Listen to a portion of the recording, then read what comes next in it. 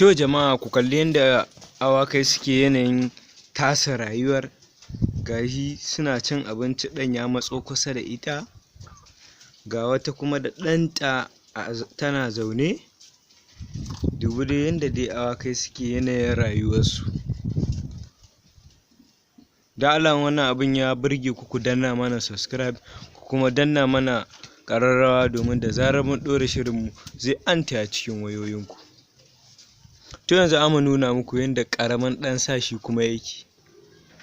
Yawwa ku kalli shi kuma yadda ƙaramin ɗan sa ya gama cin abinci yana ɗan hutawa. To wannan shine ƙaramin ɗan sa. Da Allah in dai shirin namu ya nemi muku daɗi, kawai ku danna mana subscribe. Domin ta haka ne za mu dinga jin daɗi, mu dinga sako muku wasu sabbin shirye-shiryen. To anan za mu dakata.